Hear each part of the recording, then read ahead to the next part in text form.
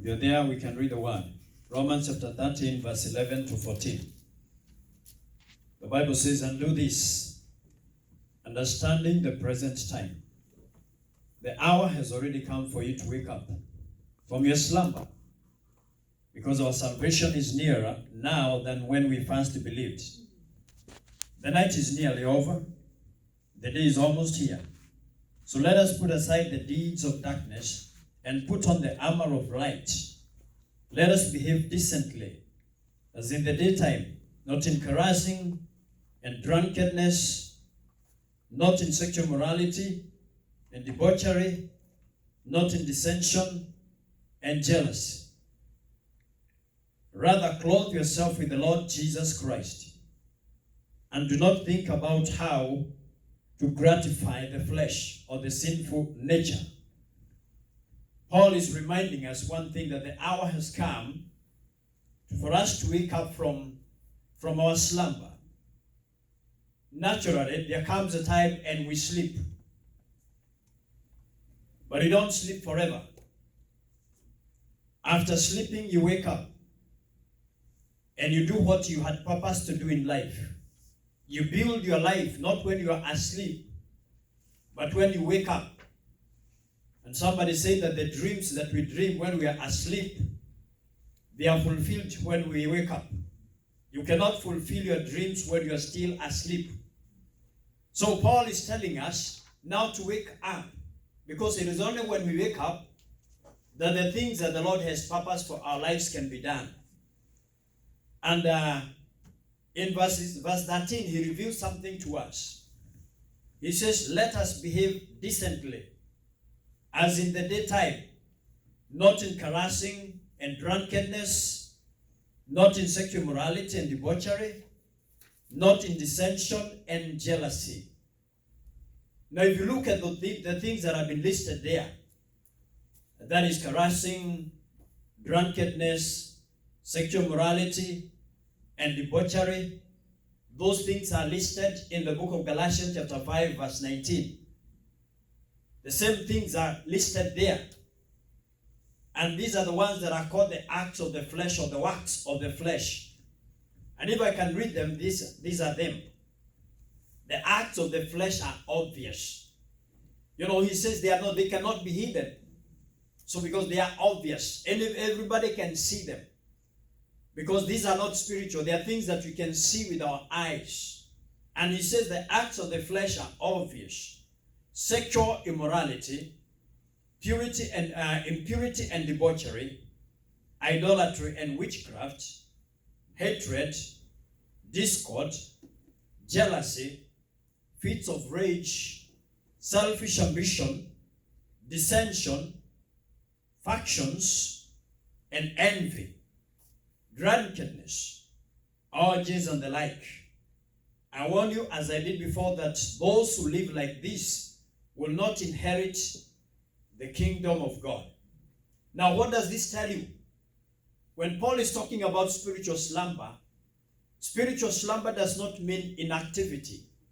Because naturally, when we are asleep, we are inactive. We don't do anything. But spiritual slumber does not mean inactivity, because these are works of the flesh. That is to say that when you are sleeping spiritually, you are engaging yourself in the acts of the flesh. Praise the name of the Lord. And when you're talking about the acts of the flesh, there may not be witchcraft. You may not be a witch or going to witch doctors. You may not have jealousy. But whenever you are self-centered, whenever God does not have control over your life, then you are living in the flesh. Remember, flesh is that part of you, the basest part of your being, that is self-centered. Wherever you are weak, you are walking by the way you think, by the way you desire. You are walking in the flesh. Praise the name of the Lord. I mean, this is a time that the Spirit of God does not have control over your life. You don't hear the voice of the Spirit, and you don't seek it, but you just want to build your life or to walk by the dictates of your flesh. You want to walk in the way that pleases you. When the Spirit of God does not have control over your life, praise the name of the Lord. And David says, I will not allow slumber in my life. In Psalms 132, I'm not going to sleep. I'm not going to allow sleep upon my eyes. So Paul is telling us, let us wake us from our slumber because the hour is near. Our salvation is near than when we first believed. And the reason he says this is because there are some things that happen when somebody is asleep. Hallelujah. In the book of 1 Kings, the book of 1 Samuel chapter 26, I want to read some words there for you. And we are going to see the result of sleeping spiritually. Whenever you are not awake spiritually, there are some things that happen. The Bible says David set out and went to the place where Saul had camped. He saw where Saul and Abner, son of Ner, the commander of the army, had lain down. Saul was lying inside the camp with the army encamped around him. David then asked Ahimelech, the Hittite, and Abishai, son of Zeruiah, Joab's brother, who will go down into the camp with me to Saul. Remember, this is the time that Saul was running after the life of David. He was going after the life of, he wanted to kill David. And it happens that now they're in the bushes. And these are the words. He says, I will go, said Abishai. So David and Abishai went to the army by night, and there was Saul lying asleep inside the camp with his spear stuck in the ground near his head. What was he doing? He was asleep with his spear stuck in the ground near his head. Abner and David said, Abner and the soldiers were lying around him. Abishai said to David, today, God has delivered your enemy into your hands. Now, let him pin him to the ground with one thrust of the spear. I won't strike him twice. But David said, Abishai, don't destroy him who can lay a hand on the Lord's anointed and be guiltless. As surely as the Lord lives, he said, the Lord himself will strike him, or his time will come, and he will die, and will go into the battle and perish. But the Lord forbid that I should lay a hand on the Lord's anointed. Now get the spear. Did you hear the words? Get the spear and water jug that are near his head, and let us go. So David took the spear and the water jug near Saul's head, and they left. No one saw or knew about it, nor did anyone wake up. They were all sleeping because the Lord had put them into a deep sleep.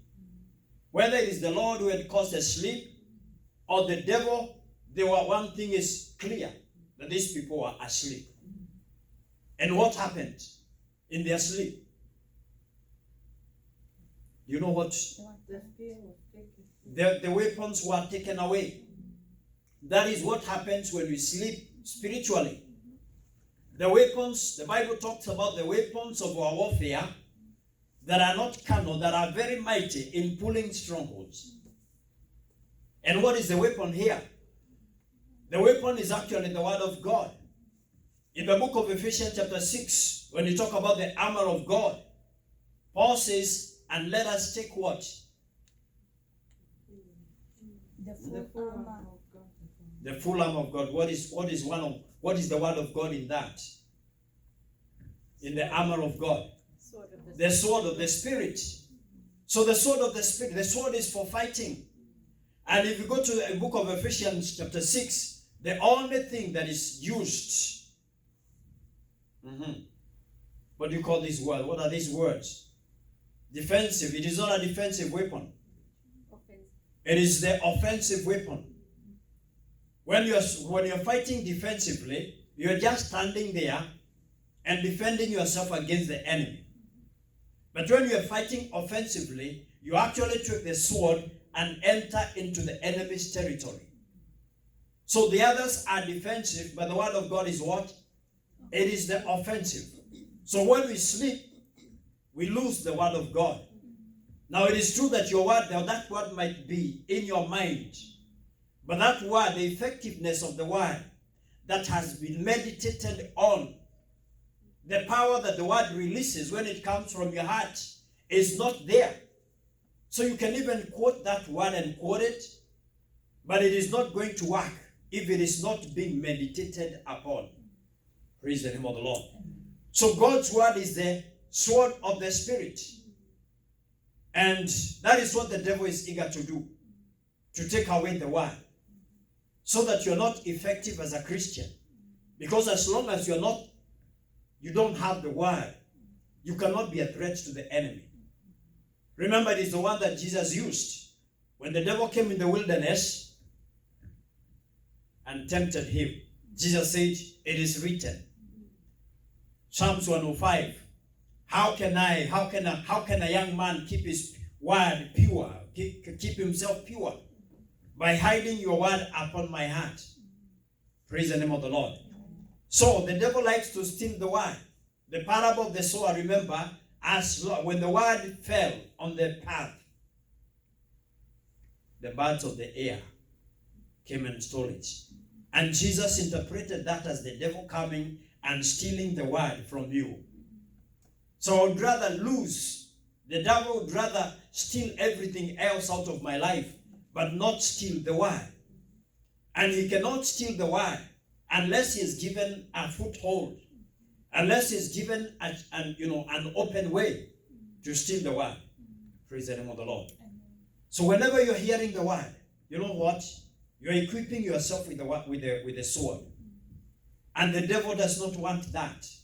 That is why you're going to see we can invite people for anything else and they're going to be here. Now, I'm not talking about this time, but I'm talking about many times. You invite people for entertainment, they will go.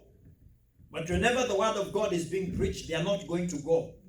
Because the devil wants to keep you from the word. He doesn't want you to live a word-oriented life.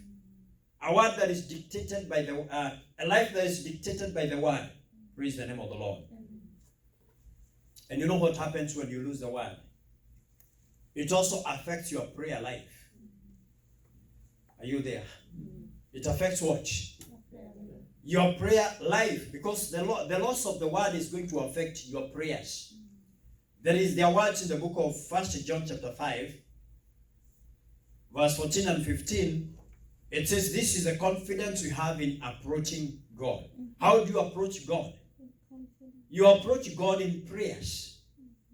And this is the confidence we have in approaching God, that if we ask anything according to his will, he hears. If you ask God anything, wow, are you there? About anything, if you ask God about anything, not about anything, if you ask him anything according to his will, he is going to hear you. And verse 15 says, and if we know that he hears us, whatever we ask, we know that we have whatever we have asked. So the moment you ask according to the will of God, then your prayers are answered. Praise the name of the Lord. Amen. And where do you know the will of God? You know the will of God in the word. You don't know the will of God in some weird things that people go through. Now it is good to dream and to have visions, but that cannot give you a clear will of God. The only place that you cannot err, it is only in the word of God. You cannot make a mistake in the word of God. Praise the name of the Lord. So it is the knowledge of God's will that gives you confidence. And somebody said, faith starts or begins where the will of God is known. If the will of God is not known, that is when you're going to hear people talking, telling God, if it is your will, do this. Is it the will of God to heal? Praise the name of the Lord. Amen. It is. Yeah, there are some people who say it may not be the will of God. It is the will of... So when you know the will of God, you are going to pray with firmness and knowing that this is what God wants for my life and this is what I'm going to ask. So that gives you confidence. Because if you don't have confidence before God, you don't have the ability to receive. God may give, but you do not have the ability to receive. It is confidence that gives us the ability to receive from God. Praise the name of the Lord. Why was Elijah so confident? Gathering people and telling them to go to Mount Carmel with Ahab himself, with also Ahab there, 400 prophets of Baal and 400 prophets of Asherah. and all Israel, and taking them there, because God had spoken to him. After 3 years of famine, God came to Elijah and told him, now present yourself to Ahab, because I'm going to bring rain in the land. So he knew that God is going to bring rain in the land. That is why he was so confident and telling people, let us go to Mount Carmel and see which God answers by fire. He was so confident because of the words that he had heard from God. So if you read the word of God and meditate on it, you are going to hear the word of God. Do you understand what I mean? You can read the Bible. Reading the Bible does not necessarily bring the, I don't know how to put it in a way that it is not going to be misunderstood. You can read the Bible and not hear God. That's what I mean. But when you read the word and meditate on it, you meditate on the word until you hear the voice of God in your spirit. And when you hear the word of God in the spirit, then you have confidence. Even when you speak it, it shall come forth and do what it says. Because God follows his word, so that he can fulfill the word. Isaiah 55 verse 11, and so is the word that proceeds from the mouth of God. It shall never come back to him void, without achieving his desires and accomplishing the purpose. Where is that word? When it comes from the mouth of God, it is not necessarily, it's actually from your spirit. Praise the name of the Lord. Amen. Because God does not speak to your ears.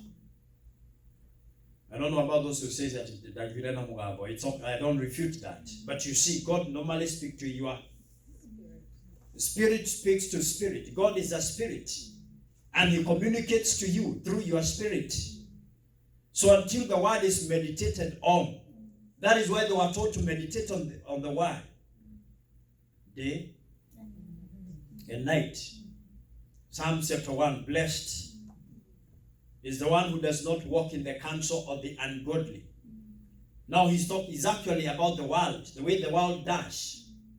So blessed is the man who does not walk in the counsel of the ungodly, or stand in the way of sinners, or sit in the seat of mockers, but his delight, it is in the law of the Lord, not necessarily the Old Testament law.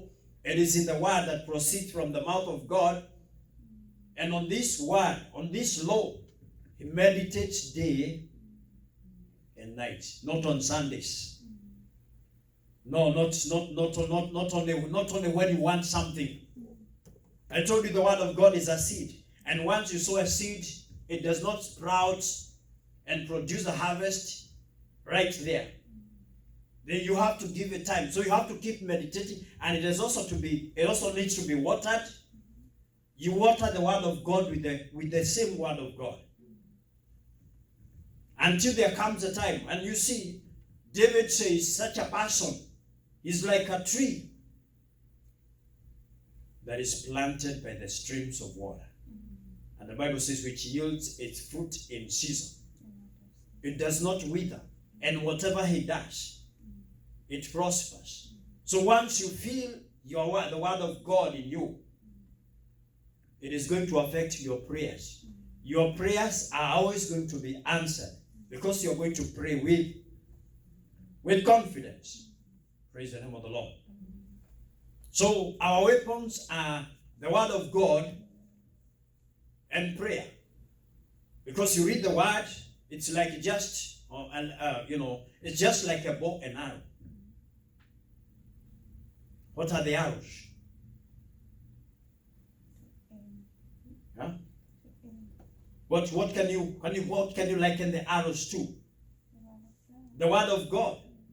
But an arrow cannot be launched without a bow. You need a bow in order to launch. That is how the word of God is. Praise the name of the Lord. So the word of God, whenever you hear the word, you launch it through prayers. Yeah, you take the prayers of faith, and launch the word. Because in prayers, because if you want to be effective, you cannot just shoot. You need to aim what you need to and what you want to aim.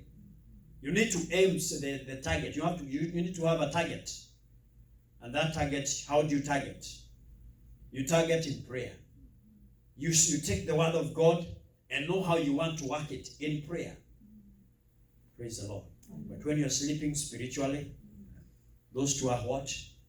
They are taken. So you're going to see people who don't have the word and they are not even praying. So people that are sleeping spiritually, they don't have the word and they're also prayerless. And when they pray without knowledge. Their prayers are not effective. Let us rise up from our slumber. Praise the name of the Lord. Secondly, when you're sleeping spiritually, you lose your usefulness. You lose what? Your usefulness. Have you ever had somebody being called useless? Nobody is born useless. And I've told my sons that many times. Nobody is born useless. But you can render yourself useless if you cannot be of use in the way that you're supposed to be used. Praise the name of the Lord. Are you there? In the book of Numbers, chapter 1, verse 45, chapter 1 records a census that was done by Moses in the wilderness. How many people know the kind of people that were being counted? Hallelujah. The soldiers? Loud? Huh? The soldiers? The soldiers. Yeah? In Numbers? In the book of Numbers. You're right. That one was the soldiers, yeah. You're right, but you're not confident. Yeah? So, do you know the people that were being counted?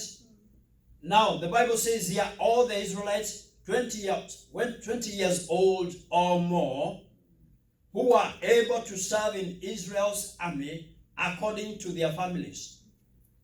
The people that were being counted are the people that were able to serve in the army. If you're not able to serve in the army, then you cannot be counted. In other words, you're not useful. Now they were counting useful people that can be relied on in the time of crisis. Praise the name of the Lord. Amen. And do you think what kind of a person are you if you don't have the word of God, which is the sword of the Spirit, and you don't even have prayer? Then you have lost your usefulness. Praise the name of the Lord. Amen. That does not mean that God does not love you. He loves you.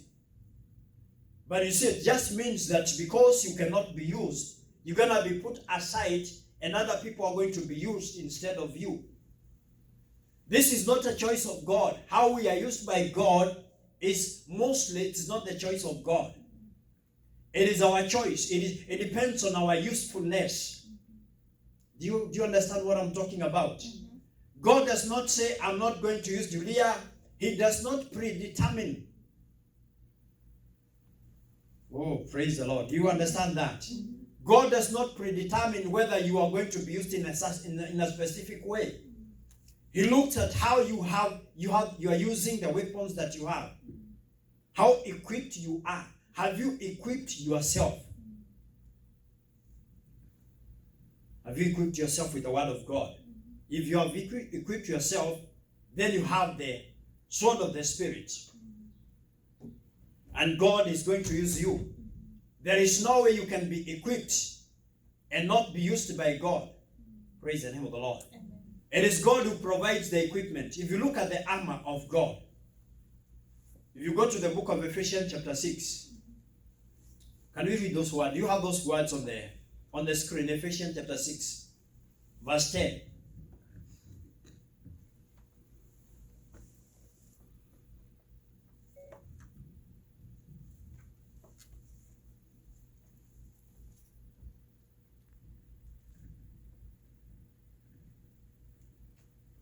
Do you have it? Mm-hmm. You can read it. Or let me just read it here. The book of Ephesians chapter 6, verse 10. I want us to do one minute Bible study there.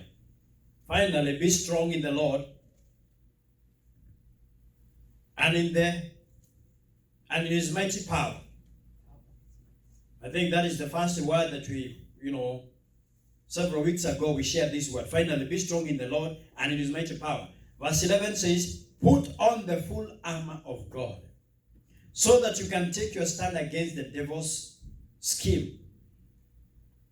For our struggle is not against flesh and blood. Okay, then it says in verse 13 again, put on the full armor of God, so that when the day of evil comes, you may be able to stand your ground, and after you have done everything, to stand. Hallelujah. We need to understand the responsibility that God puts on you, and the responsibility that God has placed upon Himself. Here it says, put on the armor of. You're not told to produce. You're not told to manufacture anything of this. But you're told to do what? God does not tell you to put on something that is not existent. He's telling you to put on something that He has already provided. The armor of God is not provided by the wearer. It is provided by God Himself. Are we there? The armor of God is provided by God Himself.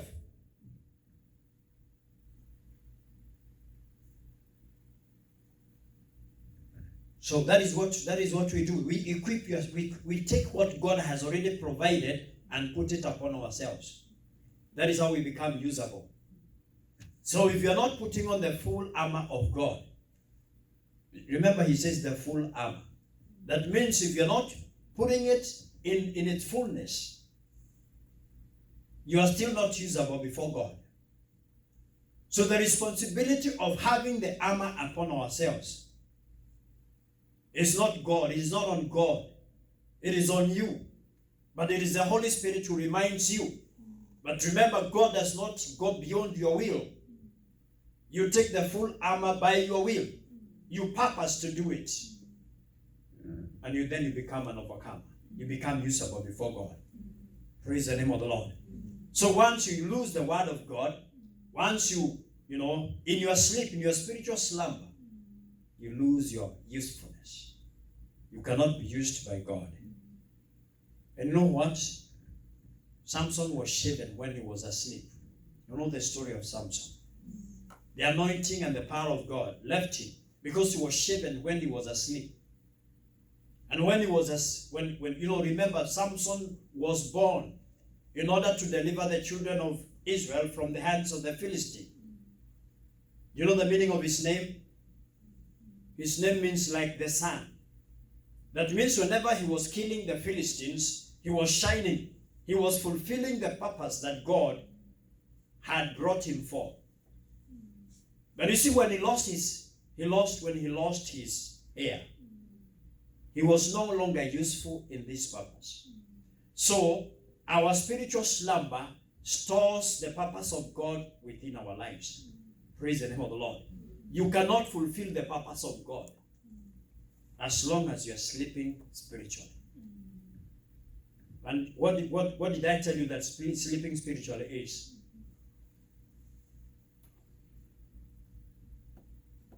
At the beginning. If you are sleeping spiritually, what are you doing? You are living in the flesh. You are living in the flesh. So if you are living by the dictates of your flesh, you are spiritually sleeping.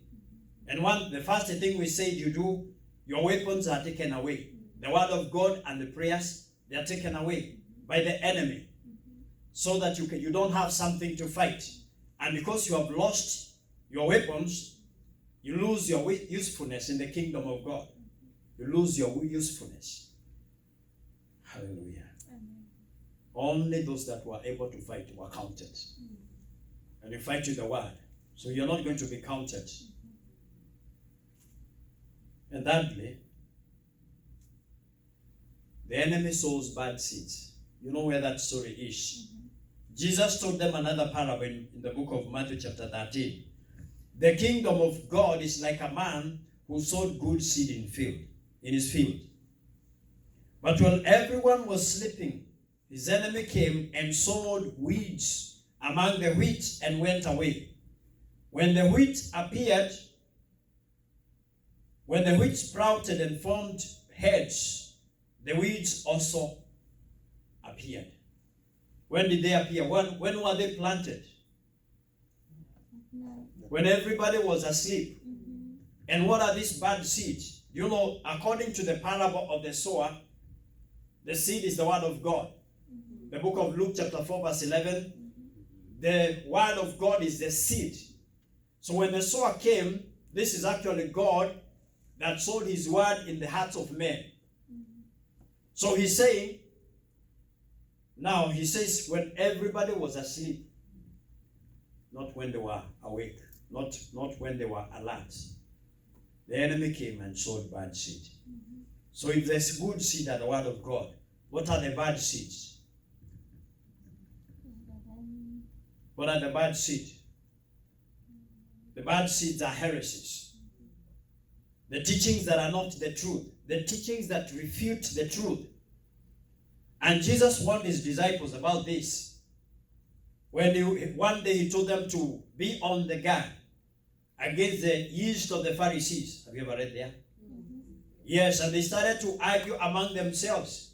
It is because you don't have bread that he's talking to us about yeast. But Jesus reminded them of the things that he had done previously, not long ago. He told them to remember the 5,000 loaves, the 5,000 men that were fed, and the 4,000 that were also fed. And the basket of bread that was gathered after they were fed.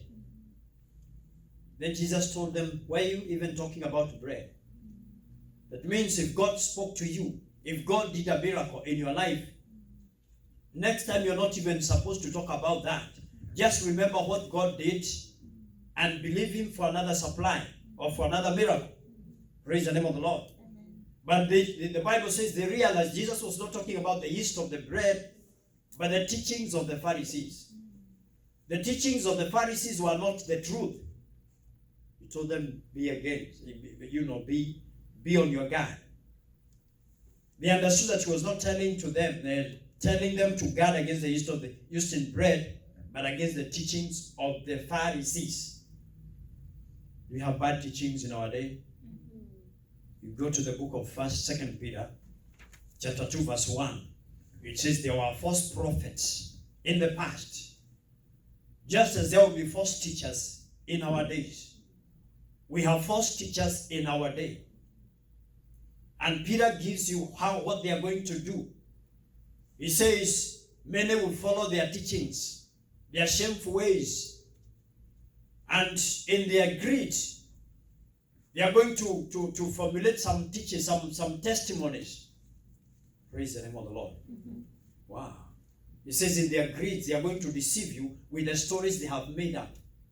So they are going to make up stories that are going to deceive the people of God. Praise the name of the Lord. Amen.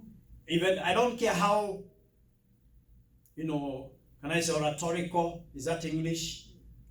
Somebody may be speaking to you. If they are not referring to the word of God, don't be moved. You need to derive from the word of God, like the Bereans who had the word and they had to confirm what Paul was saying, whether it was the truth, whether it was not. Nowadays, people do things because a preacher said. Let me tell you, don't even just go and do something because I said. Go and confirm with the word of God. If it is not true, don't do it. If it is true, do it because it was not the voice of a man, it was the voice of God. Praise the name of the Lord. Now, Jesus told them to guard against the teachings of the Pharisees. That is why people are eating grass in church. Yet, if you go to the Bible, you're not going to find that. Praise the name of the Lord. That is why people handle snakes and they end up killing them because they are in the hands of wrong teachers. Praise the name of the Lord. That is why somebody will listen to a prophet, somebody calling himself a prophet, and they're just going to tell you anything, and you're going to do it without even confirming the word of God. There was false prophets and there will be false teachers in our time. Praise the name of the Lord. So the enemy, when everybody is sleeping, if you are sleeping, bad seeds are going to be sown in your life. And these are not only the teachings, but even the things that people speak to you. Even to think that so and so is a bad person, when you have not even confirmed, just because you heard, somebody is going to come and sow bad seeds in your life. If you are not awake, they'll just tell you about Mama Karanja, and without confirming, you're going to change your attitude toward her. Praise the name of the Lord. So some people that hate you, it's not because you did anything to them. It is only that bad seeds were sown in their lives. Right? Are you together? So, heresies, the problem with heresies is this: they cause a drifting in your life. The book of Hebrews chapter 2 verse 1. You know what it says? It says we must pay more careful attention to what we have heard, so that we do not drift away. Where did we hear this? We must pay more careful attention to what we have heard. From who? From the word of the Lord. That means when God speaks to you, He has a destiny for you. There is a word of health that is spoken to you. That is something you need to pay attention to. There is a word of peace that God has spoken to you. That is what He wants you to pay attention to. Praise the Lord.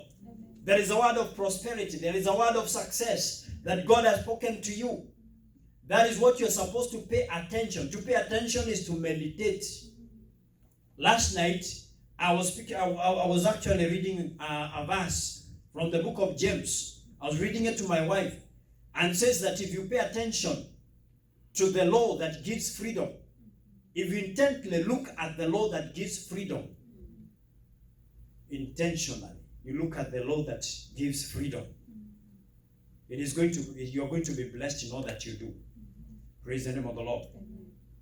That means in the kingdom of God, we do not experience the blessings of God by accident. We experience them intentionally. You must purpose that this is what I want. And using the word of God, meditating on it, shooting the arrow at the right target, you're going to experience what you want. So, the writer of the book of Hebrews is you must pay more careful attention to what you have heard, so that you do not do what? Drift away. So when the devil comes and brings bad teachings in your life and you listen to the lies, then according to what you believe, remember, God does not act contrary to what you believe. Hallelujah. Have you ever heard that? God acts according to how you believe.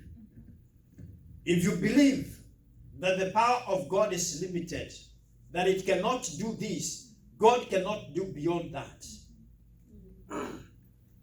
Hallelujah. Amen. That is why Jesus would tell them, according to your faith,